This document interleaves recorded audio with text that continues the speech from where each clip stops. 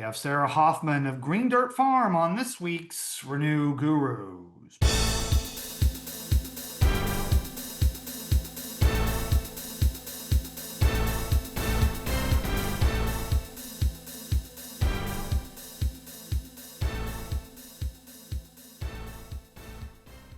Hello out there in podcast world. This is Renew Gurus, your source for all things energy, policy, and politics in Missouri and beyond. I'm Executive Director of Renew Missouri, James Owen, coming to you live on tape from our palatial studios in downtown Columbia, Missouri. Joining me from, are you near Weston, Missouri? Is that where you're from? Yes. Yes, Weston, Our farm Missouri. is about 4 miles out of Weston. 4 miles out of Weston, which is in Platte County, I believe. Yes. Yes, that's right. Oh, give me a gold star for my Missouri geography. We have You know Sarah. my congressional district? Oh, no, no, no. We won't give That would be out any something. kind of latitude or longitude or anything like that. We have Sarah Hoffman, who is the proprietor, owner of Green Dirt Farm, which is there. And also, I believe is that the name of your restaurant in Kansas City as well? Our restaurant is called Green Dirt on Oak because we're bringing Oh, the farm down to the Crossroads community okay. in I was Kansas. totally off about that, but it's in the That's Crossroads. right. Okay. Green Dirt on Oak is the restaurant. Maybe I'll edit that in, or maybe I'll just leave it. We have another restaurant Oh, you in do? Weston, yeah, in the city of Weston, called Oh, Dirt Farm Creamery. oh. Is that ice cream or what is that? Yes, we serve artisan ice cream from a small batch maker down in Kansas City. Oh, okay. Well, we're getting the cart before the horse here a little bit. I want to introduce Sarah Hoffman. Sarah, hi. Oh, thank you so much for having me. I'm very excited to be here. Well, we're excited to have you. As someone from a rural community myself, I'm from a very little farming community just outside of Springfield in Webster County, which is a ways away from Weston. I am always interested to hear about people who are farming, how they're doing it, what sustainable measures they are using. And I think somehow our Kansas City coordinator, Emily Weber, learned about you and thought you might be good to come on and talk about that. So welcome. Thank Uh, you. Thank you. so let's talk. Okay, so talk a little bit about your farm. How big is it? What do you raise? Yeah, we have a hill farm in the hills of the bluffs above the Missouri River Valley in Weston. Hmm. Yeah. And we raise dairy sheep and milk them and make artisan cheese products on the farm. Wow. So now I come from a background of being a dairy farmer. Like we milked Holsteins, Hmm. and I know how that works. Yeah. A lot of a lot of electricity, a lot of vacuums, a lot of I mean, there was a lot of automation. Yes, for Do you have sure. any And automation? refrigeration. What's Uh-huh. that? And refrigeration. Oh yes, we Lots of have big equipment. big tank, Yeah. all that other stuff because we had to wait for the milk truck to get there and suck it all out. How do you use any automation for your work? Well, I guess it depends on what you mean by automation. We're definitely hands-on, handcrafted, but Yeah. we do not milk our sheep by hand. We're milking about 130 sheep, and doing that by hand would be quite laborious. A lot of work. Yeah. Now, Also, it's not very hygienic. So ah, we definitely we use machine milkers that are specially designed mhm, for small ruminant dairying. yep. And and of course we have refrigerated bulk tanks to store the milk until we're ready to make cheese. Mhm. And then we have the cheese vats and we have refrigerators. And so yes, we use a fair amount of energy on our farm.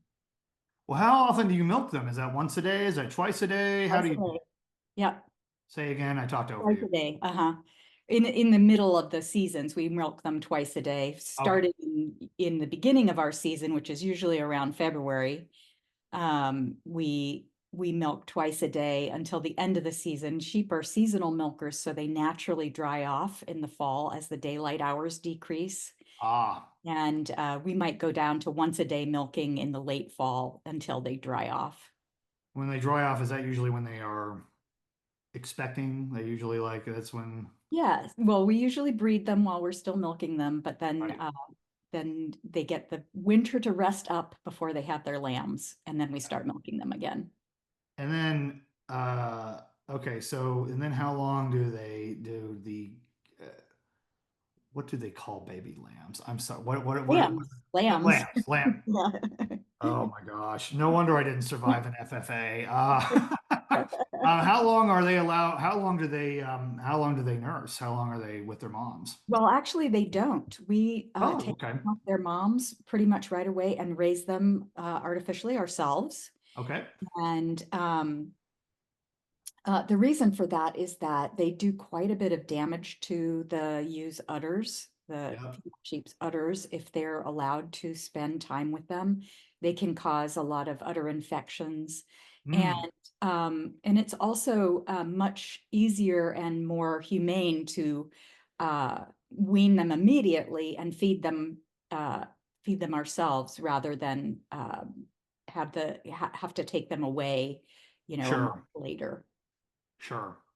Yeah, I mean, it is, I mean, I know with Holsteins, you would almost do it almost like right away. Just because you had to get them back to milking, right? And, also it Even is, better for the lambs as well, because we can ensure that they get the right amount of colostrum, yep. make sure that their immune systems get that boost. And because we're attending to them very carefully rather than their moms, occasionally a sheep mom will be a little inattentive, especially a dairy Mm, sheep, because right. they have been selected over time, not for their mothering abilities, but for their milk production. Right, right, right. Yeah. So it's complicated to have to like factor It's in all that. And yeah. Gosh, this is taking me back. It's been a long time since I've had to milk anything, but it is certainly something I did for a long time. But you did mention because we're not a farming podcast, but you talked about your energy consumption. So so I obviously have all these questions about your farming methods. But energy does play a critical role in farming. You talk about that being very energy intensive. My understanding is, and we're going to share some images of this with our listeners on the email. If you're getting this by email, some of you are getting this by just it being delivered on a podcast. But you have solar at your farm? Yes. We have a large solar installment that offsets about 80% of our electricity use. Wow. Where do you locate that? Well, there are panels on our both our milking parlor rooftop and our cheese kitchen rooftop. Hmm. Also have a large ground array that allows us to expand the number of panels that we have. Yeah. Can I test you on how large your system is? Is It's that a 63 kilowatt. 63 kilowatts? Okay. And you were able to offset about 80% of your of because I Mhm. was because yeah, because you brought up the cheese production. You do that there at the farm too. That's right. Yes. Well, we So do half of our cheese production at the farm. Our new facility down in Kansas City was meant to help us grow and expand our cheese production. So we do about half of that down in Kansas City and half of it up at the farm. I see. Okay. So out there outside of Weston, who provides your power? Platte Clay Electric Co-op, Yeah. rural electricity co-op. How are they to work with? They were great, actually. Good. Yeah. Back in 2004, our home was the first photovoltaic solar um, home in Platte County, and Really? for Wow. Platte Clay Electric Co-op. Yeah. And they were very helpful and really, really did help us out and got on board and, made all the helped us make the connections. And so I have nothing but good things to say about the relationship we have with them. That's good. And that was 3 years before the net metering statute was passed by the Missouri legislature. So that kind of opened the door for a lot more solar production. But you're kind of a pioneer in regards to that. Well, we're a little bit of an early adopter there because really meant a lot to me personally and my husband as well. That the foundations of our farm be as environmentally, ecologically conscious as Mhm. possibly could be. Yeah. In regards to, yeah, because I mean some utilities are not so cooperative on that, pardon the pun, cooperative. Yeah, I've heard that from other people, and it was a little bit, there was a lot of conversations to start with because this was totally new to them, and I credit them with being very open to it. Hmm. Well, so why? I mean, but obviously there was expense to that. Yeah. Was it a matter of just because you wanted this to be a sustainable operation that was important to incur that? Yes, it was that it was entirely that, we were willing to take the economic hit because we believed so passionately in it. Uh, have you, I mean, over time, I mean, are you still using the same array that you put up in 2004? Have you had to replace Yes. it? No, we have not replaced it. It's fairly old and it's really hard. Back in 2004, they didn't have a means for us to measure its output. So we really don't know that much about how it's performing. But Uh-huh. as it continues to work well, they back then they didn't have batteries, so we put in they didn't have the kind of battery, the lithium big lithium wall batteries that they have now for solar storage. And so our solar installer designed a system of marine lead acid batteries that work as our storage, and it continues to function as our backup power when we have power outages. Oh, wow. Yeah, because I mean, you will hear a lot of critics of solar say like, "Oh, these panels don't last very long, and they have to be replaced, or they just wear out and that sort of thing." But you're going on 21 years. Yes, it's still functioning. I mean, I can go downstairs and actually see the output on the transformer, on the inverter, and see what it's making. But I don't have the nice thing about the new one at the farm, on the farm side, is that there's an app on my phone. I can look and see what it's Yeah, producing. I have an app like that on my phone. I use Solar Edge Yeah. app. Great. What other kind of sustainable efforts do you take there? I mean, this is probably going to be a non-energy related question, but what are some of the other things that you practice and employ? Yeah, so we are a grass-based dairy, and I think that that is the best way to go from an environmental and ecological perspective. We manage our grazing very carefully so that we're building topsoil through the grazing practices that we have.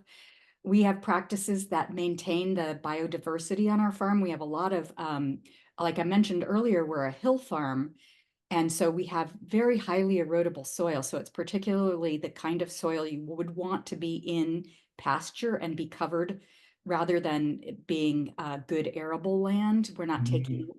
land away from food production, from crop production. We're actually able to build and maintain and nurture the biodiversity on our farm. The wildlife. We have a lot of riparian areas on our farm, Hmm. and a tremendous amount of wildlife biodiversity and plant biodiversity. We're encouraging the return of native prairie grasses to our pastures to help us not only with those deep root systems that help to build topsoil, but also to help us with climate resilience. Because as we get into situations where we have these temperature and rain extremes, we need plants that are adapted to that, and native prairie grasses are very well adapted to that. So, we do a lot of thinking about and nurturing biodiversity and topsoil improvement on our farm. Yeah. And I mean, and I have to think that does have an influence on your product and the quality of it. Absolutely. There's no question about it. There's a lot of evidence that a lot of plant diversity in the pastures that you feed your dairy animals improves the amount of aroma compounds that are present in the milk. So a lot more flavor in the milk, lots of different flavors in the milk contributes a lot to flavor in the cheese.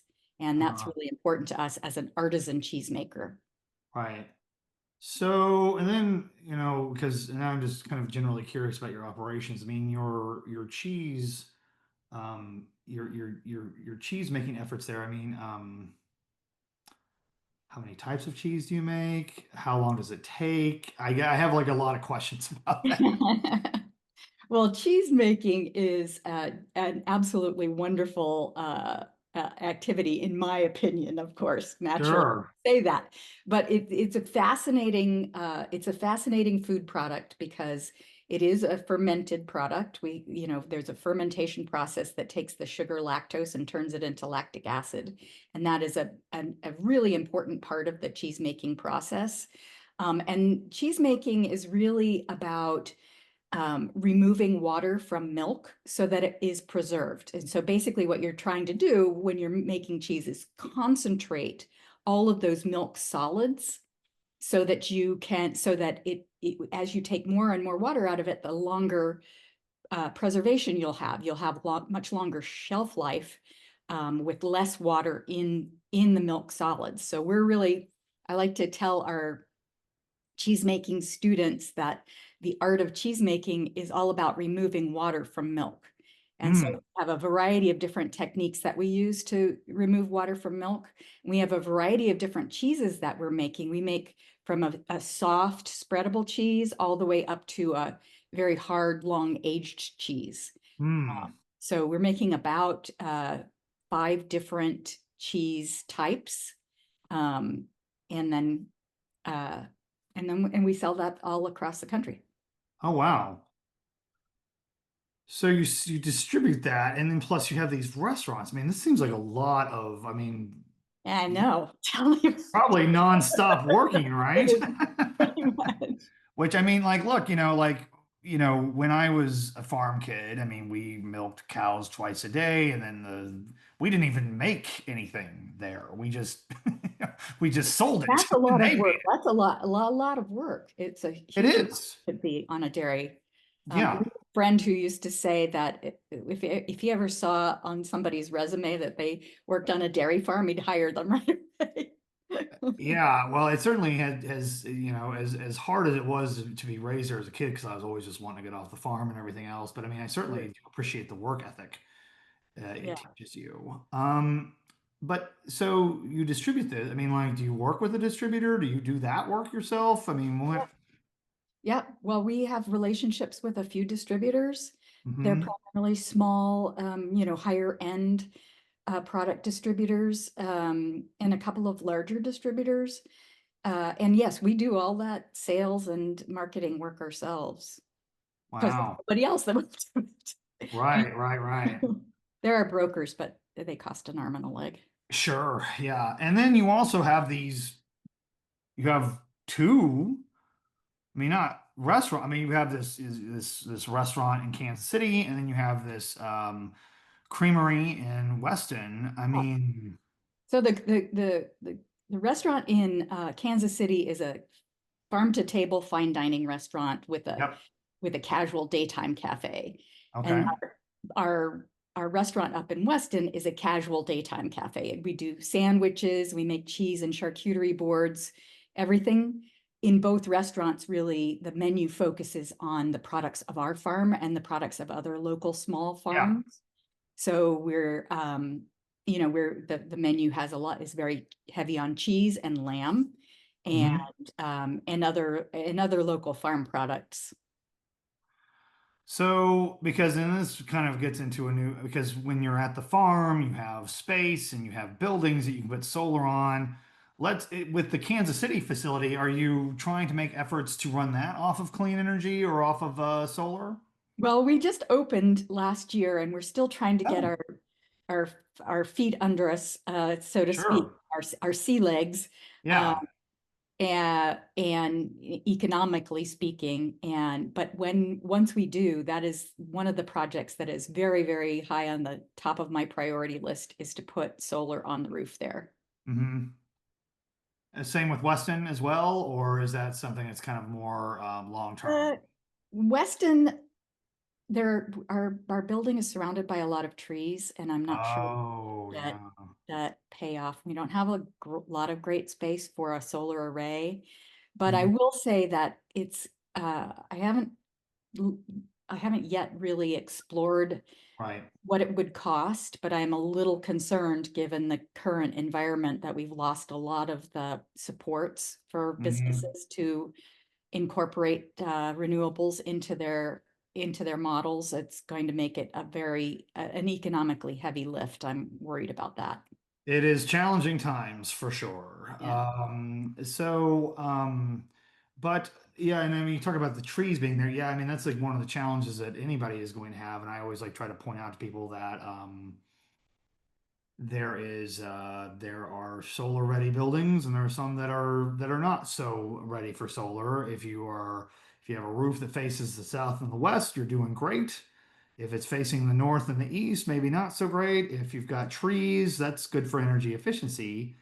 One thing I will make a plug because I know, and I don't know if Weston gets their power from the co-op or they get it from Evergy Well, we're actually on Evergy at the shop at because the it's shop. not at the farm. Okay, well, I was going to make a plug for Platt Clay because I think that all the co-ops think that we don't ever say anything good about them, but they do. But Platt Clay does have a community solar array where you can subscribe to solar, and if you are unable to get solar on your rooftop, which we love for people to do, then we would, of course, suggest as an alternative that you could do that. Now, Evergy is they are still trying to work on getting a bunch of subscriptions for their community solar. I don't think they're there yet, but I would make a plug that if you are in the Evergy service territory, and this is not to you, Sarah, this is just generally speaking to the Oh, yeah.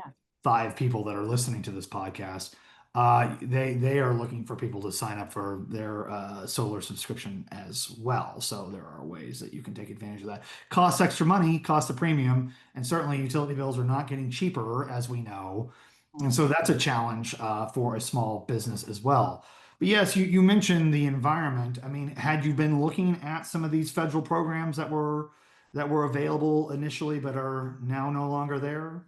Yes. And in particular, we did get a REAP grant for the solar array that's on our farm. We love REAP. REAP, Yeah. yeah, is it Rural Energy Assistance Program? I believe that's what that stands for. I think that's what the acronym stands for. Oh my gosh, I win another prize. But that's administered by the USDA, the U.S. Department of Agriculture. And It's my understanding that they're still ongoing, but I don't know that they're supporting solar anymore. I don't know that for sure, but They have basically said that they are reopening applications that would support a number of generation of distributive generation. You don't see a lot of miniature coal plants that would facilitate a operation or a business like yours. I suppose anything is possible, but logically, that the administration is not wanting to promote solar, but REAP works very good for solar. And so we would encourage anyone out there who has a farming operation or anything involving agriculture to consider it, to look into it. Renew Missouri is deeply invested in seeing REAP be a tool for resources, especially for folks who are farming. We'd love to talk to you about that. We'd love to help you through that process, just as a brief plug. Um, but yeah, REAP is good. But yeah, I know that there were some tax credits that were available out there, and there were some other opportunities that were afforded by the Inflation Reduction Act that have now kind of been shortened, truncated, no longer available. And well, that has been a very unfortunate development here in 2025 as far as clean energy goes. yeah. But I mean, at least you are seeing that your utilities have worked with you for a number of years on this. That's good. Yeah. Um, so like what? I mean, as far as like as a small farming. I mean, because I mean, you're not a bit. I mean, I say small. I mean, you probably work all the time. and it feels very big when you're doing it. But compared to a lot of, corporate operations, I mean, what do you see as the future of small farming operations in this state, in this country? I mean, do you feel optimistic? Do you have concerns? I mean, I know I have concerns about it, but Well, I always try to see the most optimistic perspective so that I don't get, you know, the weight of the world on my shoulders. Um, I know the feeling. Yeah. but in terms of small farms, it's gotten increasingly difficult for small farms ever since, I mean, it has been since the 80s, Oh, yeah. you know, it's just, it feels almost like an insurmountable problem. But, Yeah. but one step in front of the other is how we look at it. We keep trying. And I think that in terms of livestock and dairy production, I think that there's continues to be a future, even though there are so many there are so many threats to livestock and dairy production, Yeah. not the least of which are climate change.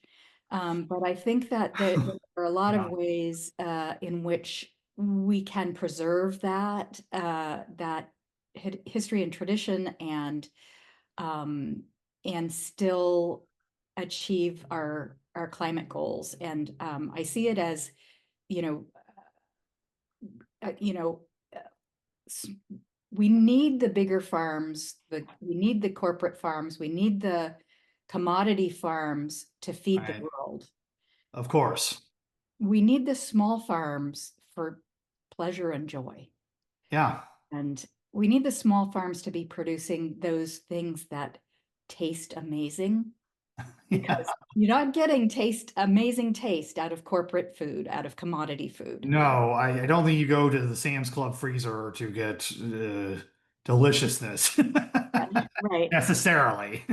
Right. And so that is, I think, what I really see as the future for small farms. Also Yep. the angle of preserving biodiversity, it can be done. And for helping for small farms to contribute in a positive way to biodiversity. And because small farms have such a stake in making sure that their land is preserved and they're good stewards of the farms that they have, they small farms can really provide a positive impact on that part of environmental sustainability. And so I see a role there. But figuring out how to make that be an economically sustainable thing so that people can succeed and thrive in it, that's the biggest challenge, is the economics of it. Yeah, well, I think what you're doing, while it is enormously resource consuming and time consuming, I mean, I do believe that there is a market for that farm to table experience. I do believe there is a market for that type of food. It is, yeah, because yeah, my family farm, we sold to Dairy Farmers of America, DFA. That was a milk cooperative. But that just the economies of scale involving that are just those are gone. Those are gone. And I think that if a small farm is going to be successful, or if it's just going to keep moving, because I mean, whether you're successful or not, you still got to do the work. Yes, right. You can't walk away from it really, which is one of the bigger challenges of doing that. But I do think there is, I mean, there is a very much a need for it, a market for it. It takes a lot more effort, but I guess doing something good is not necessarily doing something easy. No, definitely not. Right. Yeah, because I mean, yes, because I mean, it takes a big operations to make sure that the grocery stores are stocked and stacked. But then I also do think that yeah, I do think there are a lot of people who want local food. They want to support local businesses. there is a desire for that. I mean, you go to a farmer's market in one of these bigger towns, and there's all sorts of examples there. But gosh, it is like for me, it just is another thing the farmer has to do. Yes, And it their just, own marketing. I know, and that's the thing that always like kills me about it because I go to these places and I know how hard it is what they're doing anyway. And then they add that to it. So Right. that's off to you. Like I'm saying this like I'm frustrated. I am frustrated just because it's too bad that we've had to make farming more challenging. Yes. Well, it's too bad that we haven't really given enough credit to the way in which small farms in rural areas build community, hold Yeah, communities together, yeah. provide really nutritious local food, Mhm. provide, as I said, the flavor, that I remember when I was a kid, I grew up on a series of small farms because my dad was in the Navy, but we always raised our own food and we ate, food that we grew on our farm and our farms. And when I became an adult and I had the first time I had a grocery store tomato, I was like, what? This is not a tomato. You know, the flavor difference between Mm, commodity food and food that's grown locally and, near you and is fresh, within days of having been harvested, the flavor difference is astonishing. And uh-huh. um, uh, we need to support that, whether that means that we pay more for it as individuals or we pay Right. more for it as a society. That's a more of a political decision. Yeah, and I think what concerns me is I see a lot of politicians, give lip service to farming and they talk about it being the hardest job and the most important job, and then I don't see them doing anything to help bolster the industry, especially of the independent farm or Yeah. the family farm. That is all gone away, and I think, as you said, it's been going away since the 1980s. And so, just simply saying, "Oh, we got to fix this." I mean, we're talking about 45, 50 years of regression away from that. Yeah. I'm afraid it's not going to be overnight. No, I don't think so. There are good models in Europe for how to maintain support for small farms and maintain that sense of continuity and that sense of tradition Mm. and and and recognizing how important it is for building community is one of the first steps, I think. Yeah, and I think that's right. I mean, because I think that, ultimately, you're doing lamb and you're doing cheese, but there's lots of other commodities out there that people want to take advantage of. So it's got to be, you got to like, really, and I think that, I do think that the independent farm market, I guess, for lack of a better term, when you see that, all the work that's being done with farm to table restaurants in Missouri and with farmers markets, there's people really doing a lot of great work out there, but it needs to be supported because I don't think people have any concept of how difficult it is, really. And that, to be completely fair and transparent, there is some support out there in the form of grants, Oh, so for sure. example, the USDA Value Added Producer Grant is Hmm. something that can really help a small farmer with the marketing piece, with the Yeah. cost of marketing and that sort of thing. Have those sustained? Are those still available? Yes, Okay, yep. that's good. I get so wrapped up in the USDA like energy grants that I don't even pay attention to the other ones. So that's good. That's good. But if people are wanting to support you specifically, Sarah, how can they do that? Oh, well, they can. I'm glad you asked. Oh, yeah, good. Well, you can visit us at one of our restaurants. The one downtown is at 1601 Oak Street, Kansas City, Missouri, and the one in Weston is at 1099 Welt Street in Weston, Missouri. And then we also have an e-commerce site where you can buy our cheese and have it shipped directly to you, and that's greendirtfarm.com. Hmm. Say that website one more time. Greendirtfarm.com. And don't make the mistake I did before we went on mic. There's no S at the end of that. So Right, that it's be one sure. farm. Yeah, just one. Just uno. Yeah. Uno. Um, Sarah, thank you again for what you're doing. Thank you for running a sustainable operation. Thank you for what you do for your customers, and thank you for what you do for the earth. Because I do honestly believe that farmers are the stewards of the earth, and that they bear that great responsibility. So thank you for that. Totally agreed. And thank you for putting a spotlight on this and helping get the word out. I appreciate what you're doing very much. Well, as you can imagine, it's not exactly as hard as milking, but it is a challenge.